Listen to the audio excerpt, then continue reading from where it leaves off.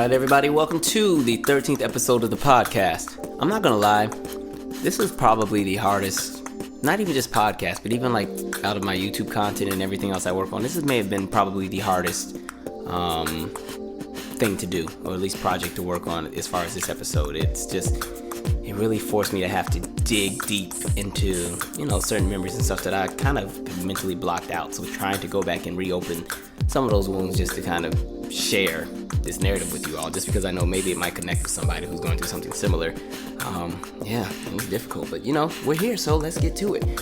So if you follow me, you know that my father died in July of 2015 from scleroderma, which is a disease that pretty much makes your organs, what it does, it makes like the tissue in your organs harden, pretty much.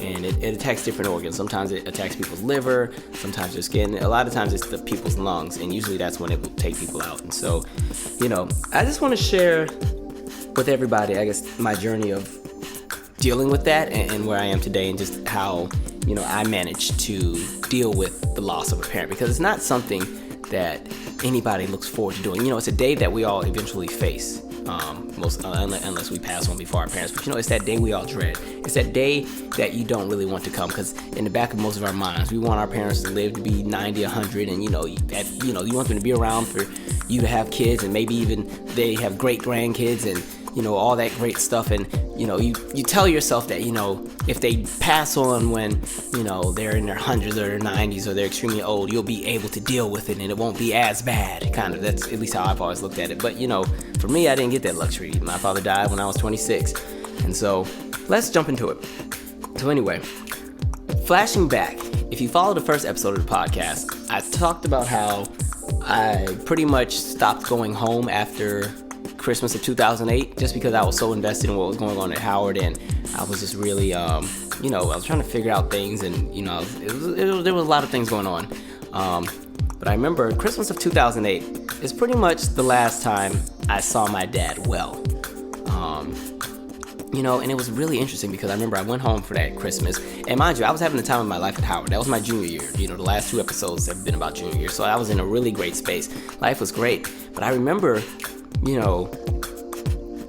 leaving to go back to DC for some reason was extremely hard at times. And mind you, I knew nothing was going on. He actually already had the hints of being sick. I just didn't know. And I think my mother may have known about a few things, but it was never anything where they thought it was going to be serious. So it wasn't even anything worth telling me at the time. And for some reason, usually when my dad would take me back to the airport, so I could go back to school, we'd always stop at this Starbucks. Like if you go to SeaTac Airport, and if you fly through Alaska Airlines, as soon as you go through not even a checkpoint, as soon as you go past the ticket counter and everything like that, there's a Starbucks right before you go to the security checkpoint. My father and I, we would always sit at that Starbucks, and we'd always get our coffee and everything like that. For some reason, I was so sad. I remember exactly how I felt. I was so sad for some reason. I couldn't figure out why. And I wasn't going to cry in front of them, because I was still trying to prove to them that I'm good at Howard. I'm showing you guys, because they didn't want me to really go there. They wanted me to stay closer to home. They wanted me to be closer to the family. Me, maybe I was like 19, 20 at this point. I'm 19, 20, rebellious. I'm living on the edge. I got to live my life.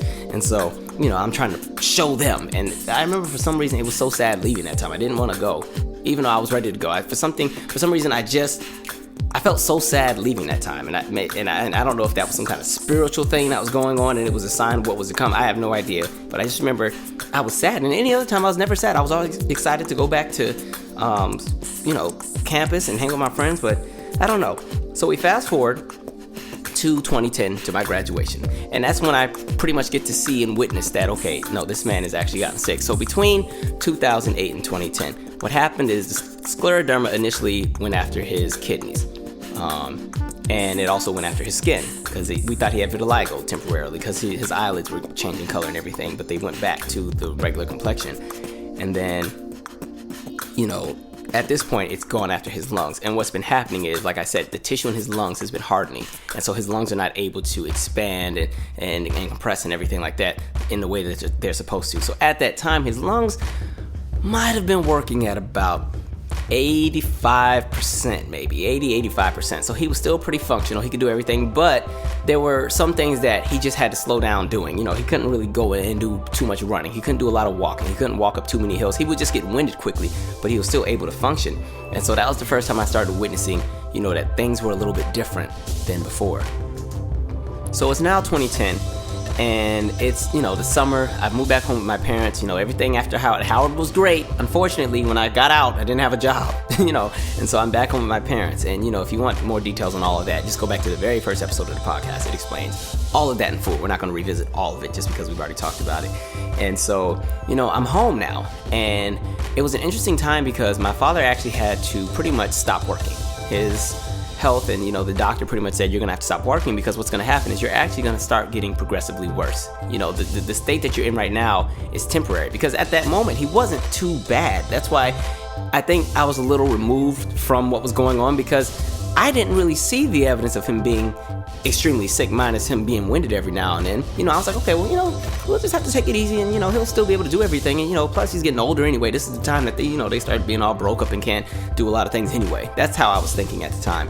And so, we went along and just lived life like it was kind of normal. And at that time it was interesting because my mother was the only one working. My brother, of course, I think he was in middle school. He might have been in middle school. And my dad wasn't working and I wasn't working, but I was trying to find a job. But the good thing was, this time that I was home, me and my dad had so many things to work out, so many ways to bond. Like, we've never had a bad relationship, and he's always been supportive and always been around, but still, there's those conversations that you have to have about a lot of things. And my father and I had a ton of conversations around this time period, just lots of ground that we needed to break on a lot of things, things that maybe we just never really talked about or we never addressed. And I think every child has that with their parents when they get around the age of 22. 21, 23, you just gotta address different things. You gotta make peace with things that maybe you had an issue with. And so that's where I was at. But the good thing was, he and I bonded so well during that time period. And one of my favorite things that we used to always do, every Tuesday, my father and some of his friends and I, we would always go to either Denny's or IHOP every Tuesday morning and just go out and talk politics, eat breakfast, just talk life, talk about a bunch of different things. And I really enjoyed doing that because it was an interesting dynamic, because of course I'm the youngest one there, and I'm at this point, I haven't lived life yet. I just got out of college, but I haven't really done much yet. And so the people at the table, they've done time in Vietnam, or they've had careers, and they've been married, and they got grandkids, and they've done all these different things and lived all around the world. And me, I'm just getting my feet wet. So it was kind of cool to go to these, these breakfast meetings and brunches, because you got to learn. And also, we used to have some intense arguments. It was funny because one of his friends was Republican. I don't know how, but when I tell you, I used to lighten to that man every breakfast, and it would be so good because I'm fresh out of college, so I think I know everything. The way I used to chew that man out at every breakfast, but it was all in fun though, so it was never anything where we're about to be out there coming to blows or nothing. But so we'd always do that. And then another memory that I always just laugh at. So my father, of course, my parents, we all had went to church at the time, and my father decided he wanted to start a men's choir. Now, if you followed the first podcast, I told you that I ended up having to be the choir director at the church, coming out and doing everything like that, which was actually kind of fun. That's a podcast in itself. Lots of funny stories with that. But anyway, my father wanted to start his own men's choir, and I don't know why, because to be honest, my daddy can't sing. If we want to really go there, I don't know where I get my talents from. I love my parents, but as far as dancing, my parents never had any rhythm. Like, if you ever saw the episode of Living Single, when they go to the club and Sinclair and Kyle are dancing, that's my parents. They don't know how to dance. I don't know where I learned how to dance from. My father cannot sing. He is weird. He has a falsetto, but everything else he doesn't have. So I don't think I get my vocals from him. My mother has an okay voice. She'd be thinking she Patti LaBelle. She's all right, but I don't know where it all came from. But anyway, something told him he wanted to be the choir director for the men's. So I remember he started this men's choir, and it's with him and like 5 or 6 other guys in church. And when I tell you, my dad and them, they rehearsed for like 2 whole months before we got to hear anything. They were in these secret rehearsals, and he'd come back home talking all this trash about how this person didn't do this right and he had to do this. And mind you, none of the people in the choir are musically inclined, so I'm trying to figure out how this is going to work. And so I just always remember it was finally time for the big, grand finale showdown, the premiere of the Holiness Chapel Church of God in Christ Men's Choir. I was like, oh, it's about to go down. And I was petty because I remember I had my camera with me because I was like, I want to record this because I know it's going to be bad. I'm going to get a good laugh. I'm going to record this. And so I remember I brought the camera, and then I felt bad because I'm like, okay, don't be a jerk. You know, your dad is and really what I think it was, because he wasn't working, he needed something to do. He needed something to help him feel validated because he got bored sitting at home. There was like, you could only watch so much TV and do so many things. So he was really passionate about this. So I was like, you know what? Let me leave the camera here. I'm gonna leave it here because, this is very spiteful. Let's not do it. And plus, in my head, it was kind of like a mini competition because, of course, I had the real choir, and we're over here singing people under the table. So I'm looking at him like, okay, go on, bring a little choir out here. And so it's like some second service or something we're at. And finally, it's time for them to sing. And man, even from the start, they come out and the brothers are lining up the microphones, and God, one guy has like this big giant stomach, and while they're trying to move the microphone, his stomach to knock the mic stand over. And like me and my mom are already looking at each other like, yeah, this is about to be a mess. And I was ushering that time, so I was in the back working the door. So the good thing for me, I knew that if they started sucking and I needed to laugh, I could just walk out real quick. But my mother was sitting on the pulpit, so there was nowhere for her to go. So if she busted out laughing, everybody was gonna see her. And so they sing this song, and it's some kind of call and repeat song where there was one guy in the group who could actually sing. He used to have his own little gospel quartet back in the 70s or something like that. And he real smooth guy, real smooth. He in his head, he thought he was a member of the Manhattans or something. And so he was gonna be the one leading the song, and he was playing a little piano, and he would lead the song, and it was like a call and response. He'd sing something, and then they'd sing it back. And literally, that's all they had to do. And it was funny because he has his little Yamaha keyboard, because of course there's no musicians that day. So he pushes the little track button that he's made on the keyboard, and the keyboard is doing a little. And I'm looking at my brother like, yo, this is about to go down. And so the guy starts, and he says something, oh, Father, and I'm like, oh Lord. And so he does that, and the other guys are supposed to do it too, and they're all supposed to come in and say our Father, and for some reason they couldn't do it together. Like it was like our Father, our Father. Like I was like, yo, what is this? And so they're up there for a good 8 minutes. It is the funniest thing I have ever seen. It was so bad. It was so horrible. Like they butchered the song, and I was in there dying. Like my brother was on the drums, and he's trying to play and not mess up, and the guy's on the little keyboard. He's the only one trying to keep it together. And I mean, it was so bad because they knew they were killing it. Like they were concentrating, they were giving all the facial expressions and everything like that.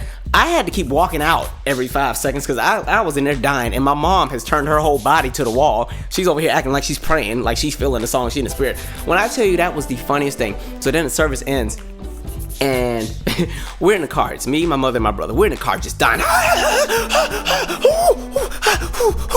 you hear when I got the song?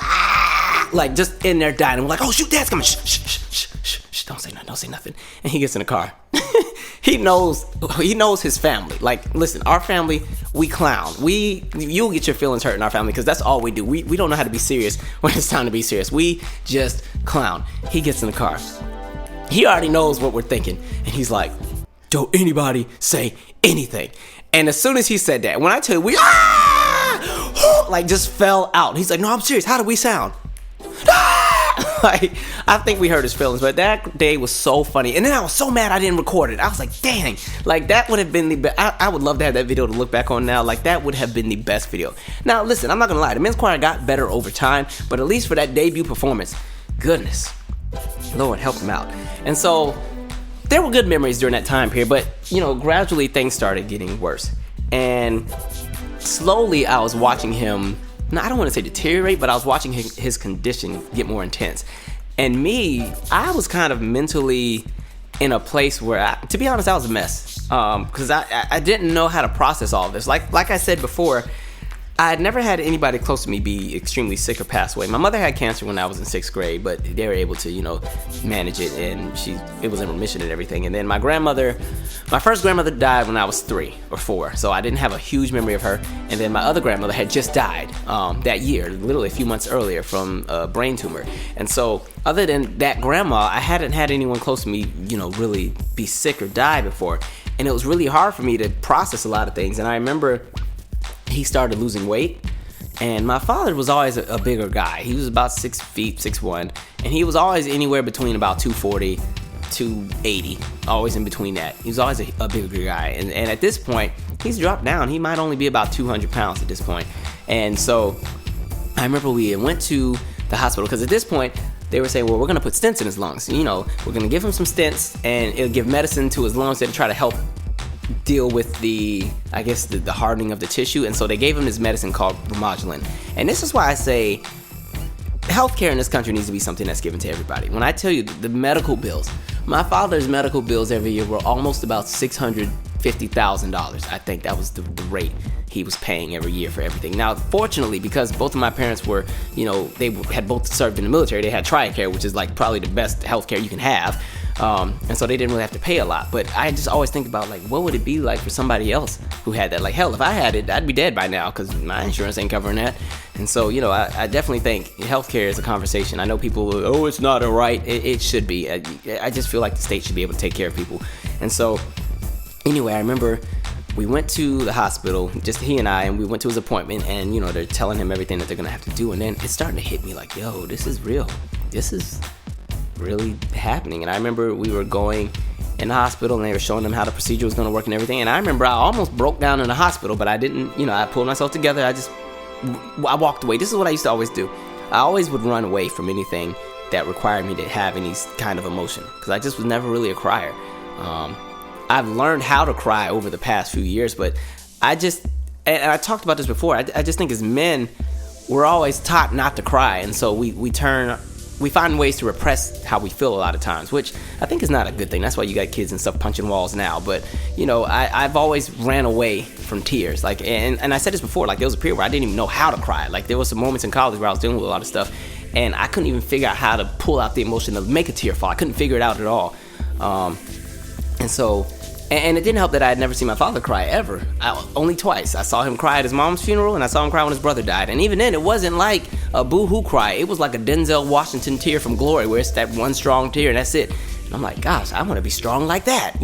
That's what you're thinking of. And so, they arranged for this surgery to happen. And so the surgery, he ended up having to have 2 surgeries. I remember that. And it was weird because I remember he brought us all together in the house to have like a family meeting. And again, like I said, our family, we didn't know how to be serious when it's time to be serious. He's trying to really tell us, like, okay, guys, this is really happening. This is the surgery. They're going to, cut in through this part and cut out through that part and do this, that, and third. And we're all like, okay, yeah, all right, okay, Dad, we got it, cool. And I think that was our way of not dealing with what was really going on. And I think black people as a collective, we do that anyway. We use humor to remedy a lot of the problems we have. Like, when I look at like Twitter, when I look at what's popular on IG or social media, even during the worst of times, we will find a way to get a joke out. I think that's our therapy. I think that's what we've always conditioned ourselves to do. And I think it's a good thing, but I also think sometimes it can be problematic because sometimes it's almost like pushing everything under the rug. But I think as a collective, that's just something we've always done. We've always used humor to ease the pain or to, remedy whatever's going on, to kind of lessen the blow. And so I think that's what we initially did. Then it was time for surgery. And so he goes in. Now, I couldn't do the surgery thing. Like I said, I was dealing with a lot. I was stressed out about the not having a job, and there was some crazy things going on personally in my social life and everything like that. And then watching him, it was a lot, because like I said, he was starting to lose weight, and I couldn't stay for the surgery. Like, I drove him and my mom to the surgery, and when they started, I went back home because I just didn't want to be there. And then I came back as soon as it was over, because something told me I just didn't want to be there. I kept trying to create my own reality for myself that everything was okay. And so, I remember I went to Jack in the Box, and then I went home and I took a nap, because it was like an 8-hour surgery or something like that. And then I came back. Everything was fine, and he did the surgery, and then he had stents in his lungs, and he had like this medicine pack. And like, this is how stents work. It's some kind of device where they put it directly into your lungs, and it has like a kind of little cord or something like that hooks out, and it actually comes out of your chest. So my father had a cord that was, pretty much that came out of his chest. And then to that cord, it connected to this kind of machine pack that had like a battery to it. And then it had the medicine and everything like that. And it had these little tubes with the Remodulin, which was the medicine that he used. And, it would shoot the Remodulin into his lungs gradually over time.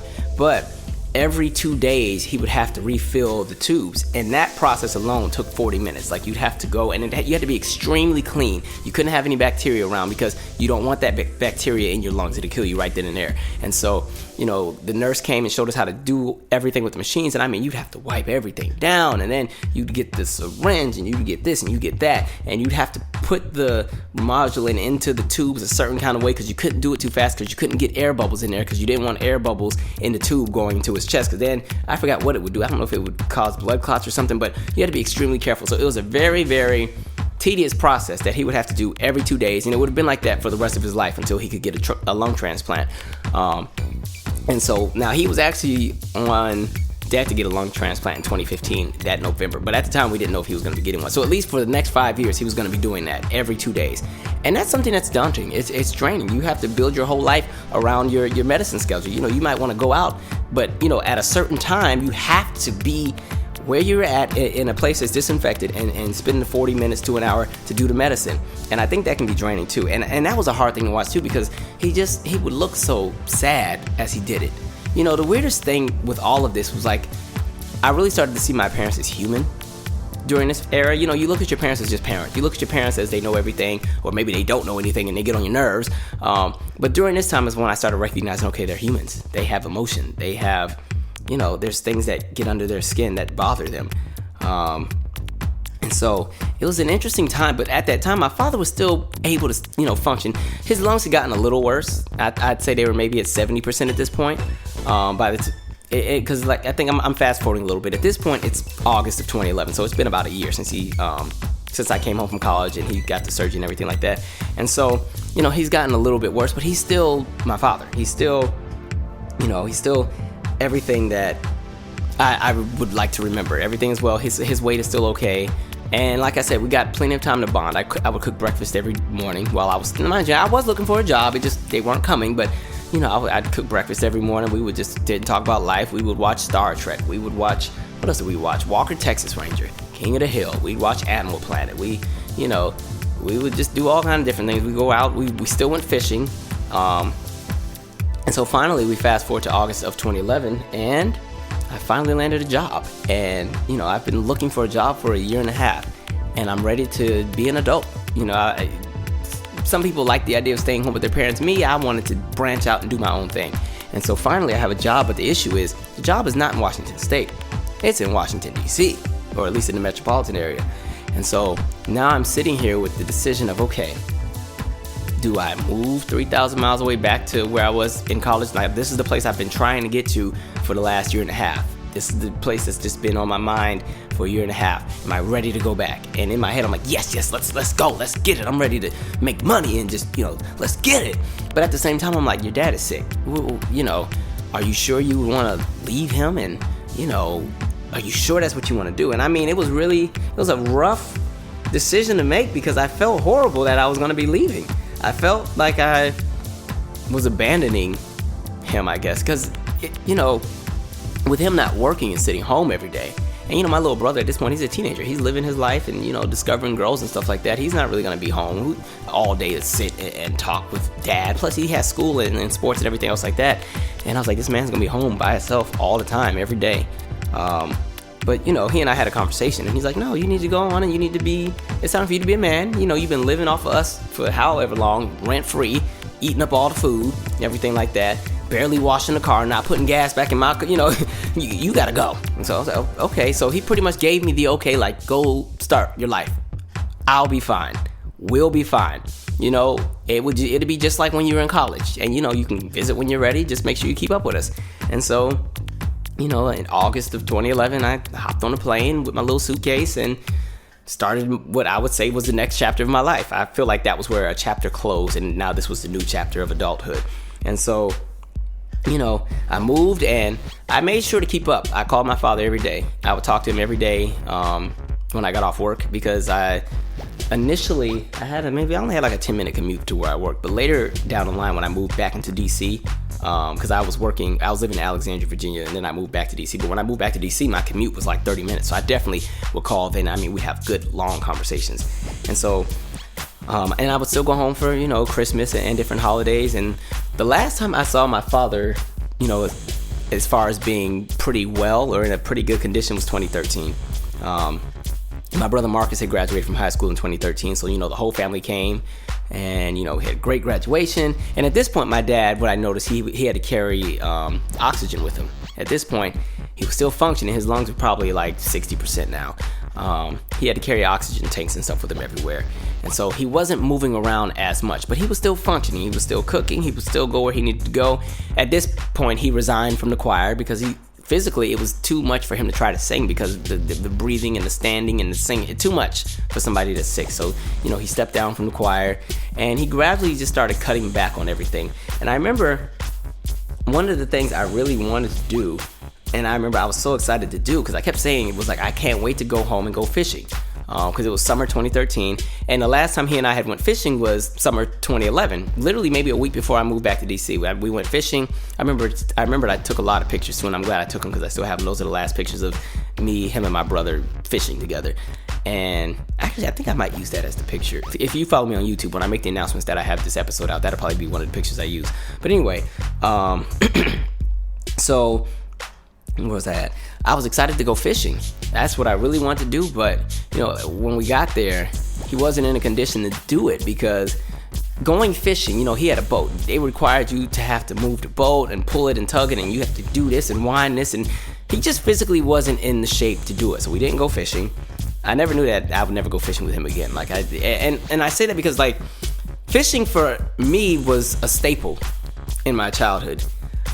Every few weeks, he and I, and sometimes my brother, or he and my brother, or some concoction of the three of us, always went fishing all over Washington State, whether it was Lake Sinclair, whether it was Lake Washington. We just go out there. And I remember we'd be out there for hours. We'd leave at 4 or 5 in the morning, depending on where we were going. We wouldn't come home till that evening. We would just sit out there on the boat. And we would fish the first few hours. And then honestly, we would just let the boat anchor and just sit and relax. Talk about life, listen to the birds. I'm really one that's in tune with nature. I like to be around nature. And so it was always therapeutic. And I really enjoyed fishing with him as an adult because now we were having real conversations. As you become an adult, the conversations change from being, do what I say or get knocked upside the head to let me show you how this works, because when you get to this stage in life, this is what it's going to be like. And so we're having those conversations. That's why I was excited to do the fishing, because I knew we would always get those.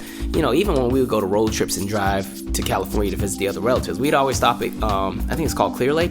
It's in Northern California. We'd always stop there and get a cabin and fish for 2 or 3 days and then bring all that fish back and fry it up when we got home. It was just something I wanted to do. But it just didn't happen. And so I saw my graduation, and then I went home again that Christmas. And again, he was okay. And that was a really good time in my life at that moment because things were really looking up. At the time, I had just launched my web series, Generation Black. And we had just had this big launch party at Howard University, and we thought we were the ish because we had Dr. Carr, who was the person who was our commencement speaker before they premiered it. And I remember Howard had this group called Rampage, and Rampage had performed, and it was like a black tie affair. And we did it really big with the web series. That same week, my aunt was in town, and she had a ticket, or she was invited to the White House Christmas dinner. So, I got to go to the White House, and I had just met Michelle Obama, and then, I even saw Beyonce in concert, which I wasn't even planning to do that, but I had extra. I think my aunt had a ticket, and she couldn't go because she was going back to Texas, so she gave it to me. So, hey, I went and saw Beyonce that week, and I was like, okay, this is cool. I was right on the floor, and, she flew over my head. I was like, this is cool. All right.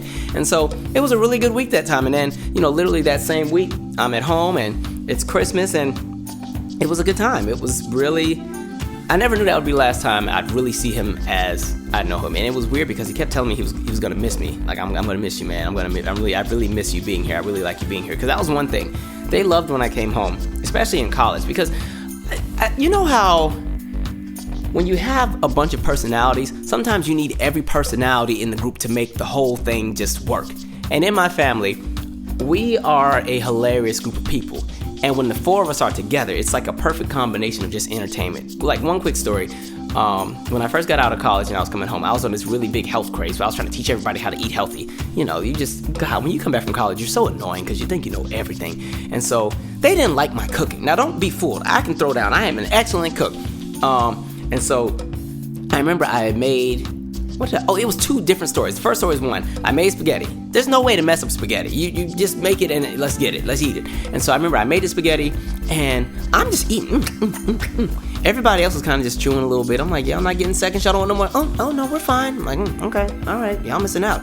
And so we just ate dinner. And that was one thing. We always ate dinner as a family. Every day, no matter what, we sat at the table together by 5 or 6 o'clock, ate dinner. I think if you're somebody who's a family person or you have children or you're married, you should definitely take time to sit with your spouse or with your children and have dinner every day if you can. Or if it's not dinner, breakfast, or even if it's just 10 minutes for coffee. Whatever it is, if you have time to do it, you should do it because it really helps you to build a strong foundation with your family and build, like, you know, just solidify what it is that you have. Because sometimes when everybody's on different corners of the house doing whatever they do, everybody becomes distant. So we always ate together as a family. So anyway, we've eaten and I'm like, okay, I need to run to the store really quick. So I leave, I go to the store, I'm going for maybe 25, 30 minutes. And so I come back and the house is so silent. I'm like, where's everybody at?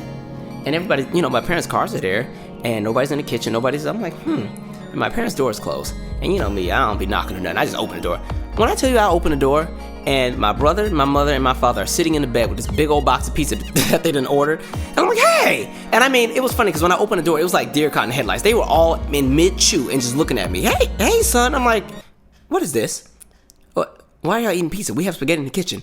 What are y'all doing? What are y'all trying to say? Like, I was so pissed off. Like, the way I lit and everybody like, y'all gotta worry about me cooking ever again. And then I remember there was another time where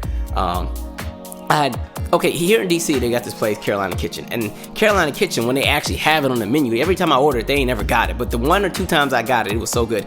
It's this kale and shrimp soup, this little super stew. Now listen, I'm not the biggest fan of kale, but somehow the way that they made it good. And so I finally had learned the recipe, and I made it this one time. And I was so excited. I had spent all day prepping it all, and you know, I let the flavors marinate and sit, and it was gonna be so good. And at this point, the stove was on the pot simmering. It's almost gonna be dinner.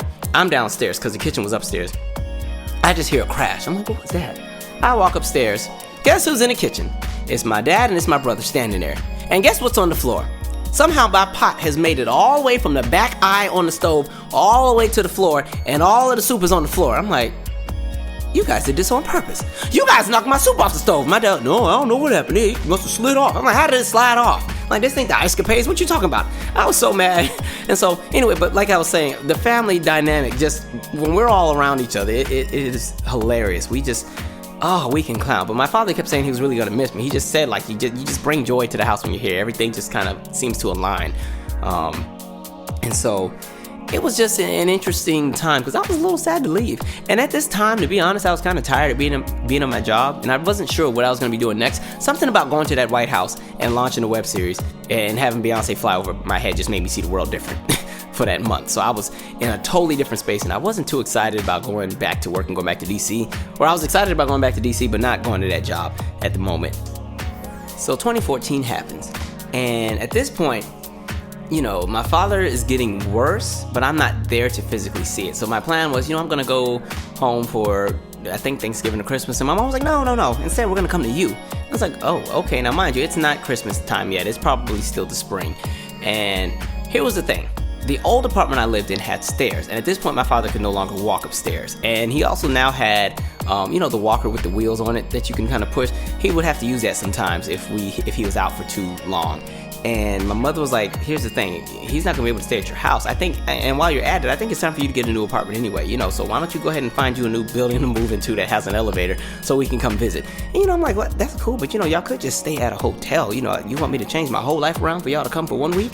And so my mom and I have this big giant argument because I'm like, you want me to just move? You think I can just up and go because you're coming to town? It doesn't work that way. You guys are the ones with the money. Stay at one of them 5-star hotels. I'll stay up there with y'all. And so, eventually I'm like, what? Actually, I am kind of ready to move anyway because my apartment was tripping at that point, and then my rent had skyrocketed, and the apartment wasn't even all that nice. Now, if you follow me on YouTube, that's the old place I used to be where you used to see the music posters and stuff in the background. It was that apartment. And so I end up finding a place in DC, and I moved to it. So literally, the only reason that you guys, if you follow me on YouTube, see me in the place that I'm in now is because of that argument. So it's funny how things work out. And to be honest, I love this place. Like, it's time for me to move out of here too, though. I'm ready to go somewhere else. I'm ready to own, man. I'm tired of renting. It's not worth it. So now I'm setting up to move to my new apartment because I'm still in the old one, but I have about a week and a half left before I need to shift everything. And at this point, my mom has changed her mind. She decided that we're all gonna go to Savannah instead. And of course, I love Savannah. Like I said, that's probably my favorite place in the world to go to. There's just a great nostalgia from my childhood every time I go there. Everything from the smells to the moss on the trees and the date trees and the sweet tea at the restaurants and all of that stuff I really enjoy. I like going to River Street. Savannah's one of my favorite places. And so I was like, okay, cool. And the plan is we're gonna all go to Savannah. And it was weird because I had been talking to my dad that week, and he kept saying that he really doesn't want to go. And it had nothing to do with him not wanting to be around the people there. He just really physically didn't feel up to it. And I was kind of like, oh, well, you don't have to do too much. Once you get on the plane and once you land, you can kind of just hang around at the house and it'll be, all right. He just really kept saying he didn't really want to go. And so we're supposed to go to Savannah. He gets kind of sick right before his birthday. Literally on December 3rd, he gets sick. But not like anything bad. What happened is, for some reason, his legs were swelling up, like extremely heavy. And I remember it was a situation where he had took a bath and then he couldn't get out of the tub.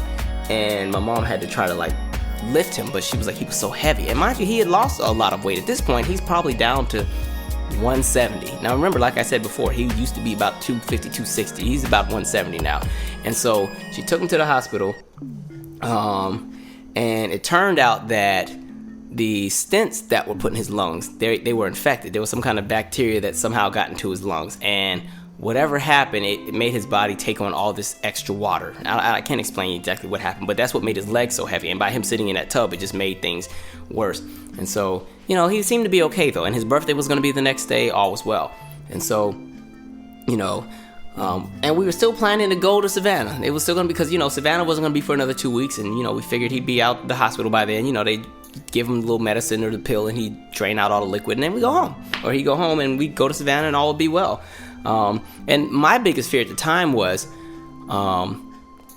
Savannah didn't have the doctors that specialized in what he had. The closest hospital that specialized in what he had, I think, was in Augusta. And so that was my biggest fear, that, okay, if something happens while he's there, we got to go all the way to Augusta. Augusta and Savannah aren't that close to each other. But, so December 4th happens, and I'm at work. And this is my dad's birthday. It was also one of my childhood best friend's birthday that same day, too. And Jay-Z's birthday, if anybody cared. And so, I'm at work, and it's almost the end of the day. And I remember I'm with the kids, and every day around 5 o'clock, sometimes 5:30, I get all the kids in the main room, all the teenagers, little kids, and we always do like snack, and I do my announcements and everything. And so I'm doing my announcements, and I'm talking to the kids, and my mom keeps calling me.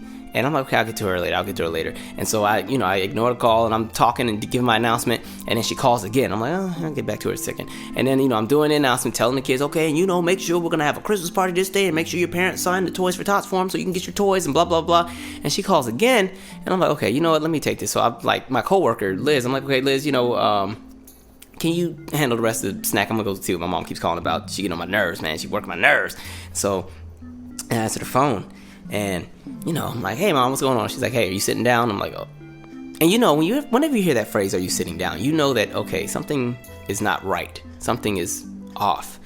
And it's weird because while I'm talking to her, she's so calm and collected. And I don't know if she did that on purpose just to kind of make me feel okay about what she was about to tell me. But she just seemed so, I can't explain it. She just seemed so assuring as she was talking to me.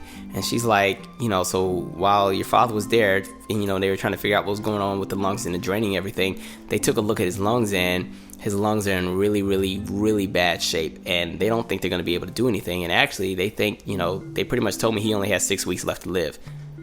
And I'm like, huh? Because for me, everything seemed fine. He was walking with the walker and the oxygen tank, but, I had just talked to him the day before. And, I was going to call him on my way off of work like we normally do and talk about life and everything. And I was like, what do you mean he's 6 weeks to live? Like, it was nothing. It had never gotten to that point where we thought he was going to be dying anytime soon. We just thought he would always just be a little bit more slower physically, and he'd have to be more careful with how he does things. But there was never any hint of death coming. We were like, what? And so, and in my head, I'm thinking, all them days of him having to sit there for 40 minutes to an hour pumping all that crap in his lungs, and you mean to tell me it didn't even work? After all, is that what you're saying? And so she's, keeping me off the ledge. I'm extremely calm while she's telling me this, because it's coming in one ear, and it's like, it was like I had a filter. It was like there was an emotional filter, and as it went through one ear, by the time it came out of the other ear, the emotional filter had blocked all the emotion out, and I was just receiving the message that she gave me. And she's like, so I think you might want to come home. You need to come home. Just come home. And so I'm like, okay. And so I get off the phone and I sit in this room. It's like this, we have this little quiet room. We call it the teen room. It's like this little small room with a few chairs in it. So I'm just sitting there and I'm like, is this real? Is this, I don't know. Then I actually start crying. I'm like, what are these? Because I said it was really hard for me to cry, but around this time I started, between like 2012 and up, I started becoming a much more emotional person. So I was learning how to let my emotions come out. But I didn't want to do too much because I'm still at work and I'm with the kids. I don't want the kids to see me not being myself because I don't want them to worry about me and stuff like that. So, I pull myself together.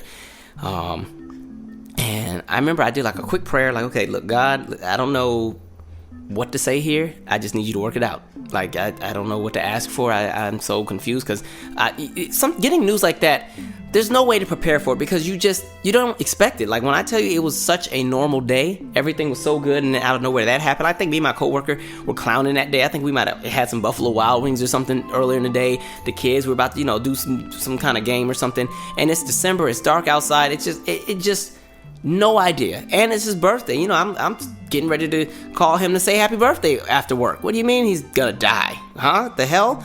And so I call my coworker because I'm like, I'm not gonna be able to finish work today. I'm gonna lose my mind in here. I don't want to have a breakdown in front of the kids. So I call Liz in, and at this point I've gotten myself together a little bit because I had to go out there and get her. I'm like, Liz, listen. And so I had just enough energy to tell her what my mom told me, like literally just enough energy to tell her where I could hold it together. And so I tell her, my mom called. They said my dad only has 6 weeks to live. So, I'm just going to go home today. I'm probably going to be leaving too. I'll call you probably tomorrow and just tell you what's going on, but I need to leave right now. And so Liz she and I are really opposites because she's very emotional. She has a very empathetic spirit where she can feel your pain. And so literally everything that I was trying to hold off on and not release, I don't know if she just received it all, because it went straight to her face, and she gives me this look like, oh my God, like she just knew, because she knows that I can be just like a hermit crab when it comes to showing emotion. I don't like to cry.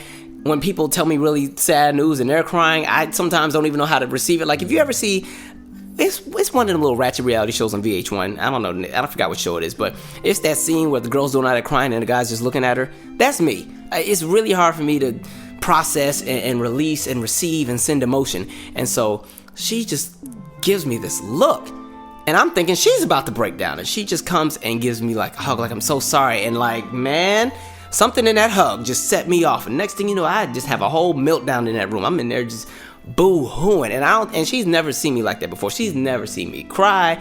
I've always, and we've been very open about everything. She knew what was going on with my dad. She knew that he was sick and everything like that, and I would kind of give updates. And she had met my mom before, so she's a close friend. As a matter of fact, I'm the godfather to her and her husband's child. And so she just, I don't know if she took on all the emotion I had, but it just brought everything out of me. I'm in there snot, just it was a nasty cry, and I was so embarrassed because it's so interesting. The friendship we have, we kind of clown each other when we have these moments. You remember that time he was in that room, he was in there doing all that boo and hooing? Like, it's weird. Don't judge our friendship. And so, so she leaves the room and she gives me a minute to get myself together because she was trying to figure out a way for me to get out the front door without the kids seeing me, because there's no way to hide that I've been in there just losing it. And so I think she has all the kids kind of going, I don't know, she does something where the kids are distracted. And so I kind of do a beeline right out the door and get in my car. When I tell you, I cried that whole car ride home. And it's weird because I've always been a person where if I hear bad news or I hear something that isn't pleasant, I immediately start preparing for the worst and accept it. And I'm trying to stop doing that and trying to learn how to have hope in situations. But in that moment, I was like, you know what, let me just accept it now. Because I always want to get back to my normal. I want to get back to normal. That homeostasis crap is real. Like, you're always, like, your body's physically trying to get back to normal. When bad things happen to me, I'm always trying to get right through it so I can get back to feeling good again, because I don't like being in my emotion. I don't like feeling bad. And so I remember I cried in that car. I cried so hard. I was just boo-hooing the whole way there. And so I'm driving, I go home. I think I tell one of my good friends, I think I tell Janae, that's the one I talked about in the podcast. And so, I just sent her a text message because I was like, I don't want to talk to nobody right now. And I don't know how somehow the word got around to everybody super quick. I'm like, what the heck? I mean, people just started blowing my phone up. And then my godmom called, and she's like, I love you, and I don't know what to tell you. Just know I'm here. And then the funniest thing, because I don't even think it had got to the rest of the family yet, my Aunt Sylvia calls. Now, my Aunt Sylvia, like I said before, she is the funny aunt. She has no idea what's going on, and she just calls me to say what's up. And so she's calling me and telling all kind of jokes and really making me feel better. So I'm like, I don't even want to tell her what's going on because I want to sit in this moment like everything is fine. And so she and I had this whole conversation, and she's laughing, and I can't wait to see y'all this Christmas. We all gonna be in Savannah. It's gonna be a good time, and blah blah. You take care. I'll see you then. And I'm all right. And so it was weird because she had no idea what was going on, and I didn't tell her. And so it was weird. That whole time period was just, it's the most interesting period to be in. I can't explain a lot of it because a lot of it's a gray area. I've kind of almost mentally blocked it all out. But anyway, I booked my flight, and I was already low-key annoyed because I just spent all this money to buy my Savannah ticket. Now I'm trying to refund the Savannah ticket and get the ticket to go to Seattle instead. And I remember I was packing, and something told me, no, don't pack a suit because you're not going home for a funeral. I told myself, no, I'm not going home for a funeral. F that. So, no, he's not dying right now. I'm just, no, it's not time. And so I packed my stuff. I told my boss, look, I'm out. My daddy's not doing well. And in my head, I'm thinking, I've spent so much time at this job and so much time going above and beyond. And, I was really starting to get a little irate just thinking about how much energy I put into the job. And it had nothing to do with the kids or nothing to do with my coworkers, but it was more so the politics of the organization I was in and how there were a lot of moments where I missed a lot of valuable time because I had to do all kind of crazy things. So all of that's kind of circulating in my head at the same time. So I'm like, look, boss lady, I'm out. I'll be back when I'm back. And so I go home. Or actually, I go to the airport, and it's bad. I'm still crying. I'm all in the airport, just walking, tears just flowing. No shame. That was the most I've ever cried in my life. I don't ever remember crying that much. Even at my grandma's funeral, I don't think I cried that hard. So I'm just in there boohooing. And so, we land, and it was a rough flight. I think I was trying to sleep, but I couldn't sleep. I just had so much on my mind because I'm trying to figure out, how's this going to work? How are we going to process this? How's my mom going to be? And, my brother, at this point, he's in the Army. He's living in Hawaii. He's not even living in Washington State. It's my mom by herself. My brother just so happened to be home for the holiday at that. Or no, actually, no, he wasn't home. I had to call him and tell him to come meet us there. So he was en route as well. And so I'm thinking of all these different things, get off the plane, go straight to the hospital. And it's the same hospital I was born in, Madigan Army Hospital, Fort Lewis, Washington. And I get to the hospital, and my mom, I can't explain it, but when I saw both of my parents, I felt like I was looking at children. How you look at your parents and you look at them as the know-all, say-all, be-all, the person you can look to. At this point, she just looked like a child to me. She seemed so vulnerable and hurt and concerned, but she was really trying to be strong for everybody else. And so, the good news that came out of that time period is that the doctor was like, we want to try something different. We're going to try a different medicine. We think it might work. It might buy him more time, and hopefully enough time for him to get his lung transplant, because he was supposed to get a lung transplant November 2015. He would have already had it in 2013, but the medicine that he had and all the machinery and stuff ended up giving him stage 1 cancer in the lungs. And the rule with the lung transplant, at least at that hospital, is that you have to be cancer-free for a year before you can get the lung transplant. So now all we needed to do was just have him ride it out for one more year. And I'm like, okay, he can do this. They're going to try the new medicine. And so, things got better. And I'm like, okay, see, I told you that's why I didn't pack a suit, because no, he's not going to die. And, so my cousin Cassandra comes in. My cousin Cassandra is really close to the family as well. She's pretty much like a sister I never had. My dad, that's his niece, and he pretty much raised her like a daughter, so she was always around. So she flies in, my brother flies in, and so it's all of us there. And, we're at the hospital every day, and they're trying to find ways to, help him get better. And they're trying to new things. And to be honest, my dad's spirits are up. He's getting better. He's talking, he's laughing. And we spent every single day in the hospital, all day, every day. And we start getting good news, and it's December 22nd, which is the same day as my parents' anniversary. And we were told that he's going to get to go home today. The medicine is doing what it's supposed to do. He's going to get to go home, and, we'll kind of just, follow up and monitor things, and he should be fine, and, we'll see how everything goes. And, we're like, okay, cool, awesome. And so I remember we went home that day. My mom spent the night at the hospital every day, but I would still go home at night because there was nowhere for us to sleep, because them chairs aren't really comfortable. And so me, Cassandra, my brother, go home, we'd bond and laugh. And I remember me and my cousin Cassandra, because she's emotional too, and she's really, really close to my dad. That was like her father figure. And so, me and her were having all kind of heart-to-hearts, and we just got... I remember we having glasses of wine, just talking about life, like, man, this is crazy. Can you believe this is going on? And it was crazy because my brother, I wasn't used to seeing him as an adult either. I'm so used to him being a kid. And, we're 7 years apart. And for his teenage years, I wasn't really around because I was in college. And, I was, aside from that 1 year that I was home, I haven't really seen him a lot. So now, I'm trying to bond with my brother a bit more as adults and everything. And everything is going well, And so it's the next day. Actually, that day was the 22nd. The 21st is when they told us he was going to get to go home. He was going to get to leave on the 22nd. So it's my parents' anniversary, the 22nd. So we've been at the hospital that day, laughing and talking and everything like that. And it was interesting because a lot of times when it was like lunch and everything, we'd go downstairs and eat in the cafeteria or the mess hall, whatever you like to call it, and do all those different things. But that day, for some reason, I was like, we don't want to eat here. So me, my brother, and Cassandra, we went to the Popeyes that was right outside the military base. And, we're eating and everything is good. Because I'm like, okay, well, when we get back, we'll take Dad home and, this, that, and third, and we can finally eat some real food. Because for that whole time period, because at this point, I've been home for a good 2 weeks and some change. That whole time period, we've only been eating hospital food and fast food. And at this point, we just want some real food. Like, we just want to eat something that's made on the stove. We want to eat something that doesn't have 1 million pounds of sodium in it or milligrams of sodium. We want some real food. So we're laughing and talking about that. And so now we're on the way back to the hospital. And my mom calls. And so I'm thinking, oh, okay, well, I guess it's time they're going to release him now, so we better hurry up and get back there. Let me go ahead and answer, hey, Mom, what's up? And she's like, where are you guys at? And I'm like, oh, we're on the way. We're just driving 70 miles an hour in your nice luxury car. This is probably the worst time to call us or for me to be on the phone while I'm driving, huh? I'm trying to tell a joke. And she's like, you need to get here right now. Your dad's going to the ICU. They're putting him in intensive care. And I'm like, huh? What? And it was crazy because I'm driving. And so the way I almost slammed on brakes, but I had to catch myself. I'm like, wait, what? And so here's the thing. My father's medicine made his blood pressure extremely low, but that was his norm. His blood pressure was always low because of the medicine, and so that had been his norm for a really long time, which is one of the reasons why he always had to take it extremely easy, because physically, he just couldn't do what he could do with such low blood pressure. And so at that moment, his normal nurse was not there. It was some new lady we ain't ever seen before, and she was hard-headed and she didn't listen. And my mother had already told her on several occasions the blood pressure that he's at or where it's at, that's what it's supposed to be. I don't remember what the vitals were, but I remember it was something that was very unnaturally low. And my mom kept saying, it's low, because the nurse kept saying, I want to give him something she kept wanting to give him just to see if it would go up some. My mom kept saying no, because the doctor already said, this is what he's supposed to be on.